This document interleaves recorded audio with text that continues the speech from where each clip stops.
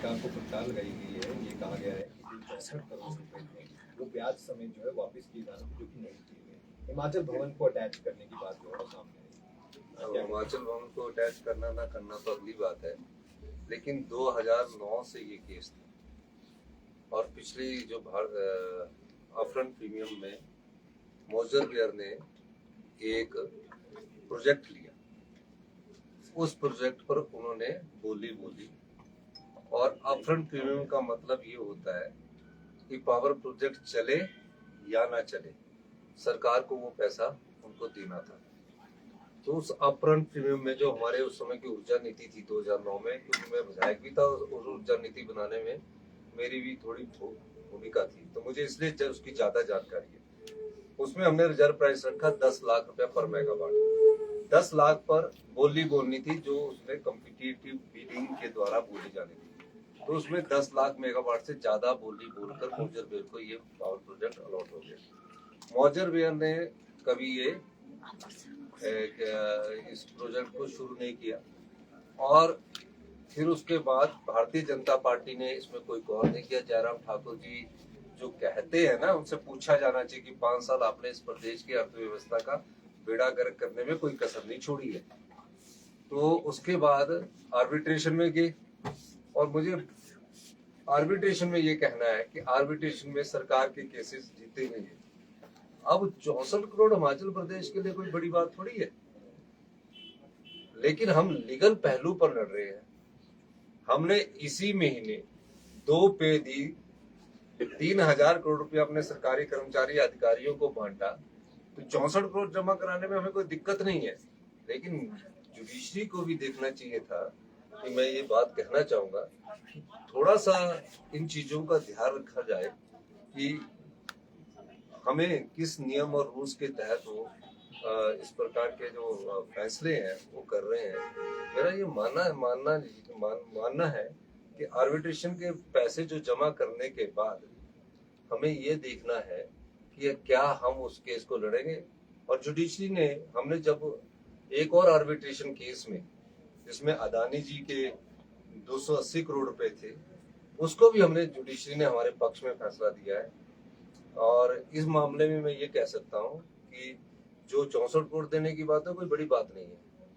Judiciary के पास जो हमारे वकील है उन्होंने क्या प्रेजेंट किया ये बड़ी देखने वाली बात है, तो मैं उसका भी ध्यान कर रहा हूँ।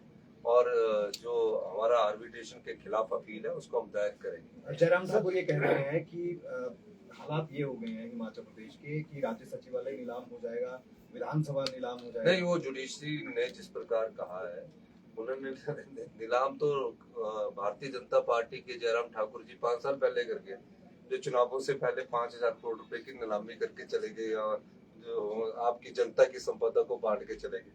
और दूसरी बात ये बताना चाहता हूँ, अदानी के केस में, ब्रैकल वाले केस का मैं इसमें हवाला देना चाहता हूँ। जयराम ठाकुर जी की कैबिनेट ने ब्रैकल को इंटरेस्ट के साथ आर्बिट्रेशन का पैसा देने की बात की थी और उस बात के खिलाफ उनकी सरकार ने अपील नहीं की हाई कोर्ट में। अभी हमने आर्बिट्रेशन का पैसा जमा करवाया और हाई कोर्ट ने हमारे पक्ष में फैसला दिया। तो हाई कोर्ट ने जो अदानी के केस में हमारे पक्ष में फैसला दे के कहा कि आर्बिट्रेशन का अवार्ड जो है वो गलत है और हमारे पक्ष में फैसला दिया। उनसे तो ये पूछा जाना चाहिए था कि आपने सरकार की 280 करोड़ की संपदा को क्यों लुटाने की बात की गई थी। और जो ये कह रहे हैं इस प्रकार की स्टेटमेंट है, कभी ये कहना कि ये नीलाम हो जाएगा, ये कहना, ये राजनीतिक स्टेटमेंट है। और ये इस फैसले को हम पुनः विचार करेंगे और मेरा मानना है कि हम इस सब दृष्टिकोण से आगे देखेंगे। और मेरा मानना है कि जिस प्रकार वकील ने जज साहब के सामने क्या किस प्रकार के तथ्य प्रस्तुत किए उसको भी हम देखेंगे। उनको आर्बिट्रेशन का जो अवार्ड है, क्या होता है कि आर्बिट्रेशन की जो केस की हियरिंग कोर्ट करेगा, पहले उसका पैसा जमा करवाना पड़ता है। इसमें कहाँ कमी रही उसके खिलाफ भी हम उसकी बात करें। सर, आपकी लीगल टीम ने क्या ये बताया कि अदालत ने हिमाचल भवन दिल्ली का ही चयन कैसे किया संपत्ति के लिए, कोई और संपत्ति भी हो सकती है? इस मामले में मैं आगे नहीं बढ़ना चाहता हूँ कि अब हिमाचल भवन की संपत्ति का किया। संपत्ति तो जो उनको भी देखना पड़ेगा कि सभी संपत्ति सरकार की होती है और सरकार के जैसे हम केयर टेकर है वैसे ही जुडिशरी में बैठे हुए वो अधिकारी और जजेस भी केयर टेकर होना चाहिए, ये मैं कहना चाहता हूँ। सर जयराम ठाकुर कह रहे जो हैं लोगों को ईडी ने गिरफ्तार किया है नादौन से, और नेता विक्रम ठाकुर ने ये कहा है कि अभी और भी कांग्रेस के नेता हैं जो गिरफ्तार होंगे। देखिए, जो भी गलत काम करेगा, नदौन से क्या बात है, नदौन क्योंकि मुख्यमंत्री का जिला है और मुख्यमंत्री के जिले के से कोई अगर अरेस्ट होता है तो उसका ये मतलब नहीं है कि जो भी गलत काम करता है वो उसमें अभी कोर्ट में फैसला देगा ना। अब कई बार ईडी का इस्तेमाल तो ऐसे किया जा रहा है, जो बेचारा गिरफ्तार किया गया है वो नदौन से है और उसको क्यों गिरफ्तार किया गया ये देखने की बात है और उसमें अभी कोर्ट फैसला देगा। तो इसलिए मेरा ये मानना है कि इस प्रकार की बयानबाजी ना तो विक्रम ठाकुर जी को करनी चाहिए, वो इंडस्ट्री मिनिस्टर रहे और उनको समझना चाहिए।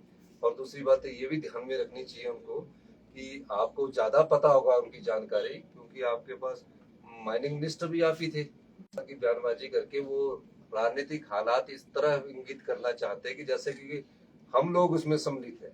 हमारा जीवन में कभी भी इस प्रकार की कोई बात करने का कोई नहीं है, तो मैं वो उनका राजनीति करने का ध्येय होगा, इसलिए वो ये बात कह रहे हैं। हम बीजेपी कह रही है कि जो 3 उपाध्यक्ष हैं, 2 उपाध्यक्ष हैं और तीसरे टूरिज्म डिपार्टमेंट में कि ये भी लाभ के पद में आते हैं और सरकार वो भाजपा जो है इसका तो सरकार को ये लाभ का पद कहाँ से फैसले में आ गया? नहीं सर, वो कह रहे हैं अलग से वो भी उपाध्यक्ष हैं। कोई नहीं, थैंक यू। Thank you.